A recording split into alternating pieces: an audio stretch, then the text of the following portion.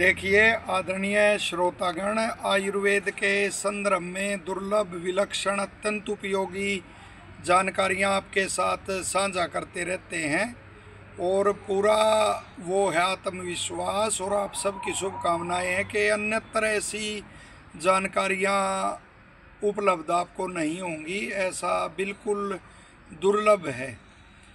तो देखिए, सातम्य आयुर्वेद में एक शब्द आता है, एक सिद्धांत है सातम्य का सिद्धांत। तो उसमें सातम्य किसे कहते हैं? आयुर्वेद के जो नवीन विद्यार्थी हैं उनके लिए भी यह अत्यंत उपयोगी है। जो ऐसे जो आहार विहार होते हैं प्रकृति विरुद्ध भी होते हैं, लेकिन लंबे अभ्यास से वो फिर कोई हानि नहीं करते, तो उसे फिर सातम्य कहते हैं। और उस सातम्य के अंदर अनेकों वो आते हैं तथ्य। तो उस वीडियो के अंदर हम देश और काल का जो सातम्य है उस पर थोड़ा प्रकाश डालते हैं।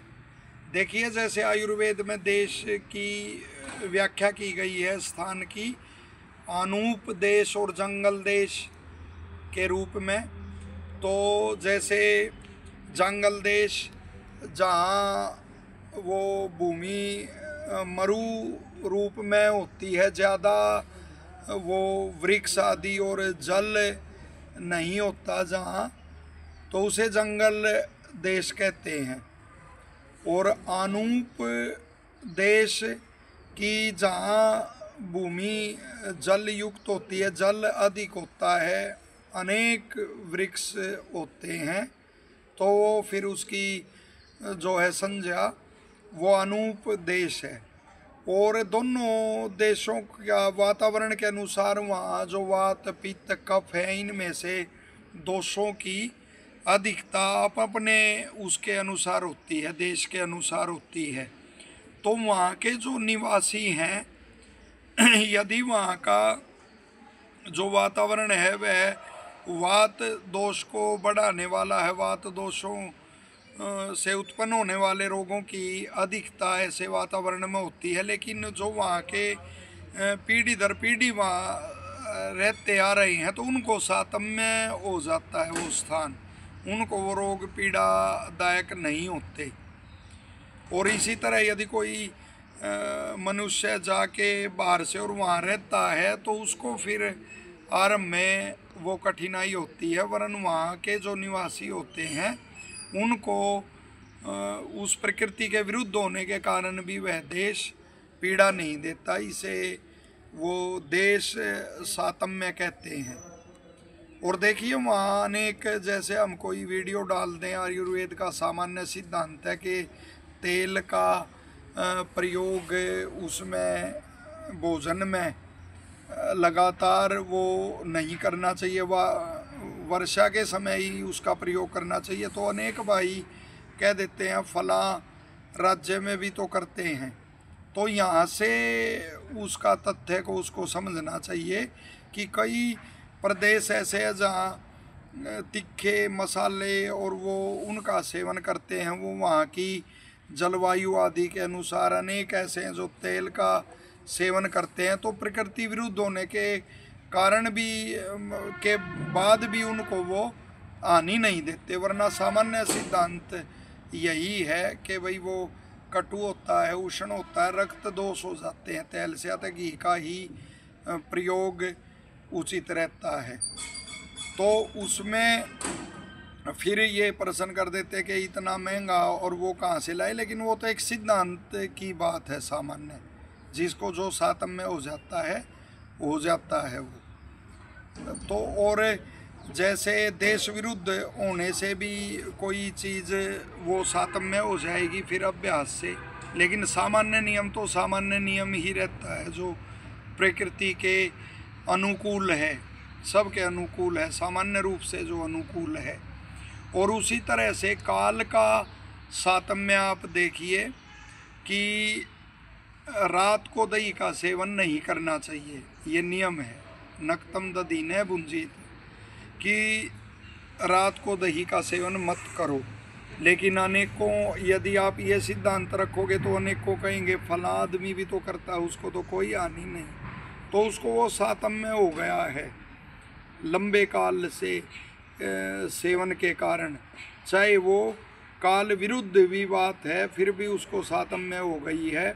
अब रात को, आजकल के बच्चे हैं, रात को देर तक पढ़ने का उनका अभ्यास है, वरन ये नियम है कि भाई प्रातःकाल उठकर वो एक परंपरा से सुनते आए ब्रह्म मुहूर्त में, और प्रातःकाल वो याद किया हुआ अधिक देर तक स्मृति में रहता है, आसानी से उसको ग्रहण करते हैं। लेकिन रात तक बच्चे पढ़ते तो उनको वो सातम्य हो गया है।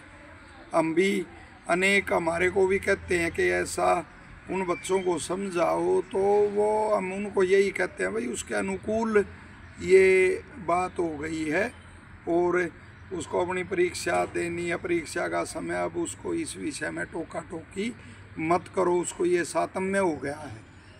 लेकिन फिर भी सामान्य तौर पर वो इन बातों का ध्यान ही रखना चाहिए। जैसे दीवा सोपन है, जो दिन में सोना, वो निषेध है, लेकिन अनेकों को उसका अभ्यास हो जाता है, सातम्य हो जाता है, और कुछ को वो प्रमेह आदि रोगों का कारण भी यह बनता है। लेकिन जिसको सातम्य हो गया तो उसको सातम्य ये हो जाता है। तो ये सातम्य का सिद्धांत है।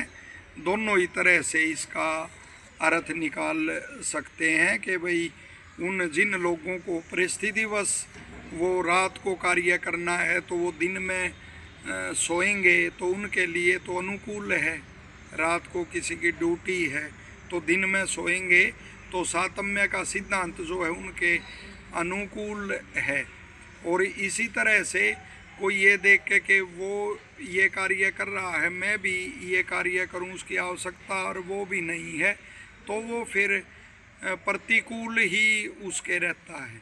तो सातम्य से इस तरह से एक परोपकार की भावना लेकर इस सिद्धांत को समझ सकते हैं, इस सिद्धांत को ग्रहण कर सकते हैं। तो ये विलक्षण जानकारी आपके साथ हमने साझा की। अपनी बुद्धि से आप इस पर चिंतन कर सकते हैं, और कोई भी इस विषय में कोई वो हो, कोई शंका आदि हो, तो आप अपना वो लिख के अपनी शंका, और सार्थक रूप से अनेकों वैसे ही वो करते हैं, कुछ अन्य ही भाव से प्रश्न आदि करना वो मनुष्य स्वभाव के अनुकूल नहीं रहता। तो सार्थक रूप में भी कुछ भी आपको इस विषय में शंका हो, आप वो शंका पूछ सकते हैं। आशा है जानकारी आपको उपयोगी लगेगी और लोकहित में आप इसको शेयर करेंगे। वीडियो अच्छी लगती है तो लाइक करेंगे। चैनल को सब्सक्राइब आपने नहीं किया है तो चैनल को आप सब्सक्राइब करेंगे। आप सबका धन्यवाद, सबको शुभकामनाएं।